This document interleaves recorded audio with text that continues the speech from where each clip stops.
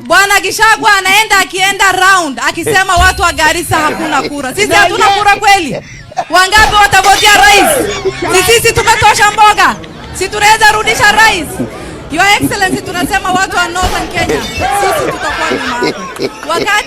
Wakati mountain ilikuwa inaimbanga Joho kiratene tugadure Ruto. Hiyo wimbo tutabadilisha kwa Kisomali, tutabadilisha kwa Kiborana, tutabadilisha kwa kila lugha hapa Kenya including challenges, na tutaimba pamoja wa Kenya na turudisha rais. Wangapi wanakubaliana na mimi? Si rais wa Kenya lazima arudi. Ladies and gentlemen, we have to admit here on this video today that Kikuyus are irreplaceable. You cannot replace Kikuyus when it comes to the political activities in this country. Before I take you through people, let me tell you one simple thing.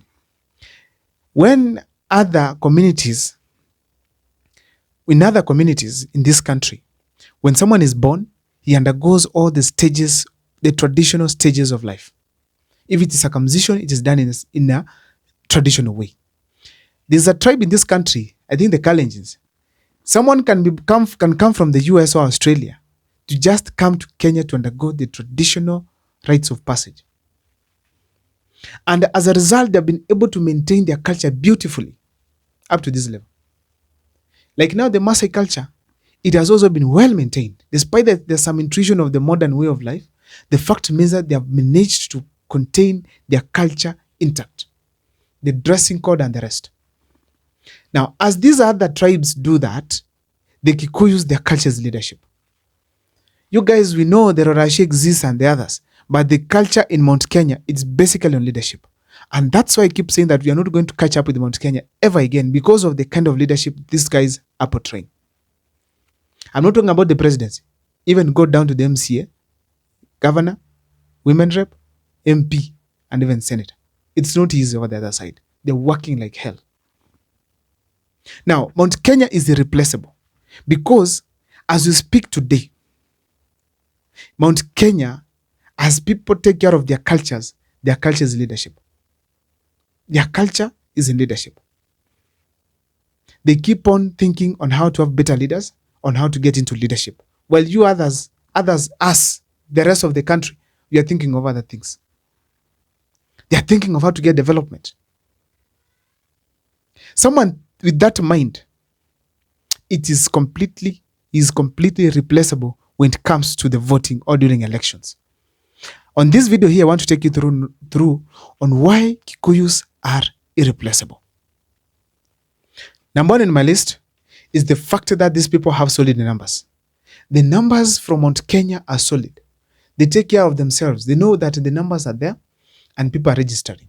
These numbers that are there give them the hope, remind them constantly that they have some power within them. And the culture that they have right now is to ensure that their numbers matter in every election. Not just in the presidency, even from the MCA seat.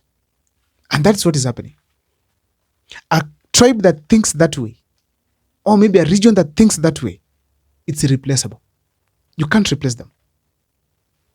Another thing I'm talking about here is through a story. In 2022, we had William Ruto going to Mount Kenya, asking for votes. They listened to him and they voted for him. There are few things that were extraordinary in that kind of an election. First, the Kikuyus did not listen to their king, Uhuru Kenyatta. They ignored their king and they voted for William Ruto. Despite the warnings, advice, campaigns, they ignored him and voted for William Ruto. Why? They wanted a change and a better leadership. As we speak today, there's no tribe that can do that. It's only Kikuyus. That leave your own and then vote for another never works that way. It's only the Kikuyus. Kisi hiya Matiang'i akisimama, they will not listen to any other person. It's just Matiang'i. They will vote for him. That is basically what is going to happen. So when it comes to Kikuyus, they did not listen to Uhuru Kenyatta, who was the sitting president. They turned to William Ruto. They voted for him because he presented an idea that could resonate well with them And these people felt like, no, Uhuru Kenyatta probably is not seeing what we are seeing. And if it's the person you give us, it's Raila Amolo Odinga, no. And they voted for William Ruto. No other tribe that can do that. Apart from just ignoring their king, these people sang songs in support of William Ruto. They wore clothes in support of UDA. They mobilized themselves to come out and vote in support of William Ruto. There's no other tribe that can do that because that is a spirit within the Mount Kenya people. It's a spirit. Waking up in the queue, lining and voting, it's a spirit. Some other regions, people don't line up for 1 hour, 2 hours, 3 hours to go and vote. No, they don't. They are busy. They don't stand in queues in the sun, hungry to go and vote. They don't, because they want to eat. But the Mount Kenya people can sustain. They rather eat on the queue. There are people who sell food right on the queue. There are some who carry food to the queue. That kind of a spirit does not exist in any other tribe in this country. Not even one. It does not exist. It does not exist in any other tribe in the entire nation. It's only the Kikuyus are able to produce that. We all expected that Luo Nyanza, when Raila Amolo Odinga stood for presidency, they were going to come out in large numbers and vote for Raila Amolo Odinga. But even the registration of voters was low. The turnout of voters was low. It didn't even hit 80%. That means very well that the spirit of voting in Mount Kenya it's in Mount Kenya. Cannot be replaced by any other tribe. Because if it was to happen, it was during the 2022 elections where Raila Amolo Odinga got extra support from Mount Kenya again. From Mount Kenya. So the spirit is irreplaceable. Nobody can do that the way Mount Kenya did.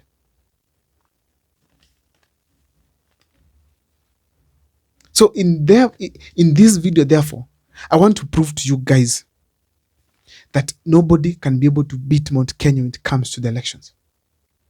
The turnout of Mount Kenya, it's always huge.